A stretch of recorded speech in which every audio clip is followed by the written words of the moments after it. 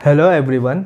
कोविड-19 ने तेज़ी से पूरी दुनिया को ग्लोबली अपनी चपेट में ले लिया है और हर एक कंट्री तेज़ी से वैक्सीन हासिल करने की कोशिश कर रही है। लेकिन अगर डेटा को देखें तो इसके अंदर बहुत ज़्यादा भेदभाव देखने को मिला है। क्या वैक्सीन के अंदर ये भेदभाव इंसानियत पर धब्बा नहीं है? हाल ही में यूएन के प्रेसिडेंट एंटोनियो गुटेरेस ने ट्वीट किया है कि अमीर देशों को गरीब देशों की तुलना में 30 गुना ज़्यादा तेज़ी से वैक्सीन मिल रही है।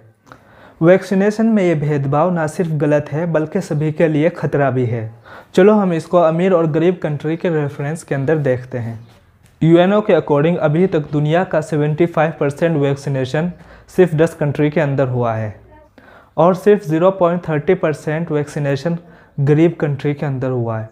दोस्तों, आप देख रहे हैं कितना बड़ा डिफरेंस है। एक तरफ तो 75% वैक्सीनेशन अमीर देशों के अंदर हो गया है और गरीब देशों के अंदर वो 1% भी नहीं है, 1% से भी नीचे 0.30% है। अपनी तमाम तरह एबिलिटी के बावजूद दुनिया भर में वैक्सीनेशन के मामले में मानव जाति ने खुद को शर्मसार किया है। वैक्सीन की कमी वाले गरीब देश अभी भी कोरोना से मौतें झेल रहे हैं। वहीं दूसरी तरफ यूके, यूएसए और इजराइल जैसे अमीर देशों ने अपनी आधी आबादी को वैक्सीनेट करके अपने केसेस को 90% से भी कम कर लिया है और वहाँ लाइफ नॉर्मल होने लगी है। वहीं 100 देशों के पास बिल्कुल भी टीके ना हो लेकिन कुछ देशों के पास लगभग पूरी सप्लाई मौजूद हो, तो वर्ल्ड लेवल पर पूरी इंसानियत के साथ कुछ तो गलत हो रहा है। हम सब इंसान हैं। ये कहना कि एक ख़ास देश का नागरिक होने की वजह से हम जीने के ज़्यादा हकदार हों और दूसरे नहीं हो, ये बात हमारी इंसानी नस्ल के काले पन्ने को दिखाती है और यही वैक्सीन रेसिज्म है। बड़ी फार्मा कंपनीज़ ने वैक्सीन की खोज की है और इसका उनको पूरा का पूरा क्रेडिट जाता है। आप खुद सोचो, क्या वैक्सीन कोई लग्जरी प्रोडक्ट है जिसको सिर्फ अमीर इंसान ही खरीद सकते हों या अमीर देश ही खरीद सकते हों?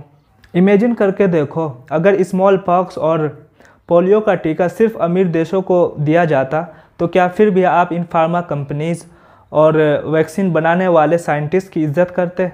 चलिए अब ये देख लेते हैं कि गरीब और कम आय वाली कंट्रीज़ से गलती कहाँ हुई।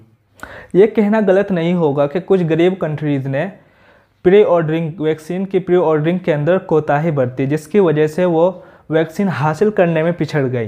एग्जाम्पल के तौर पर भारत 2020 में ही वैक्सीन एप्लीकेशन के प्रोग्राम बनाकर प्री ऑर्डर कर सकता था, लेकिन हमने नहीं किया और हम इसका नतीजा भी भुगत रहे हैं। अब हम जानते हैं कि वर्ल्ड लेवल पर कम आय वाले कंट्रीज़ के लिए क्या कोई कोशिश हो रही है?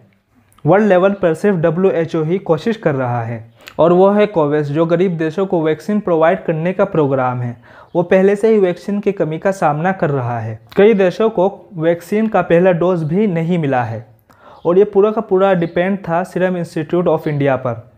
वो भी भारत में वैक्सीन की कमी के चलते कोवैक्स को अब टीका नहीं दे पाएगा। अब जानते हैं कि आखिर गलती कहाँ हो रही है। मौजूदा वैक्सीनेशन क्राइसिस में सिर्फ बड़ी फार्मा कंपनीज़ की ही गलती नहीं है, बल्कि इसके लिए दुनिया भर की सरकारें, यूएनओ और WHO भी रिस्पॉन्सिबल है। WHO और यूएनओ में एक्टिविटी की कमी है। इन्होंने ज़रूरी पैमाने को कम आंका और 2020 में वैक्सीन एप्लीकेशन प्रोग्राम को बनाने में पीछे रहे। आज भी कोवैक्स प्लेटफॉर्म मदद के ऊपर डिपेंड है, ना कि बड़ी फार्मा कंपनियों के ऊपर। इसलिए इनका पीछा छोड़कर प्रॉब्लम को सॉल्व करना ज़रूरी है।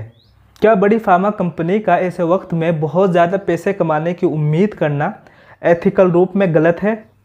वैसे अगर सच बोलूँ तो इस वक्त में हमारे पास मोरालिटी जैसी बातों पर चर्चा करने का समय नहीं है। बस हमें वैक्सीनेशन को जारी रखना होगा।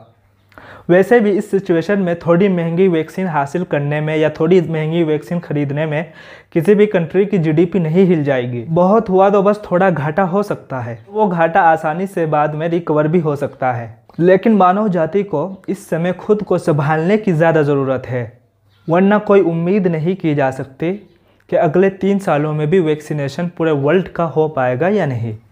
मेरे अकॉर्डिंग दोस्तों, अमीर देश खुद को बेवकूफ़ बना रहे हैं अगर वो ये सोचते हैं कि खुद को वैक्सीनेट करके वो महामारी से बाहर आ सकते हैं और पेंडेमिक से वो उनको छुटकारा मिल सकता है। वो इस फैक्ट से आंखें चुराने की कोशिश कर रहे हैं कि बिना वैक्सीनेट वाली आबादी से आने वाले न्यू वेरिएंट्स ज़्यादा खतरनाक साबित हो सकते हैं और वो ज़्यादा बड़ा ख़तरा है। तो इस प्रॉब्लम का सॉल्यूशन वैक्सीन और वैक्सीन के उत्पाद को, वैक्सीन के प्रोडक्शन को बढ़ाना है और WHO को भी कोवैक्स के लिए अलग प्लेटफॉर्म्स की ज़रूरत है। और इसी तरह बड़ी फार्मा कंपनियों को वैक्सीन बनाने के लिए पे करने की ज़रूरत है और गरीब कंट्रीज़ भी आसानी से ये खर्चा उठा सकते हैं। हालांकि उन्हें उनकी GDP में कुछ घाटा हो सकता है, लेकिन ये वैक्सीनेशन के कंप्लीट होने के बाद आसानी से रिकवर भी हो सकता है। इंसानियत को खुद के बचाव के लिए ये करना होगा कि वो बिना रेसिज्म के दुनिया को वैक्सीनेट करें। दोस्तों, आपको क्या लगता है? आप अपनी राय कमेंट में देकर ज़रूर बताएं। अगर आपको मेरा काम पसंद आता है तो लाइक, शेयर एंड सब्सक्राइब करके आप मेरी हेल्प कर सकते हैं और मुझे सपोर्ट कर सकते हैं। Thank you.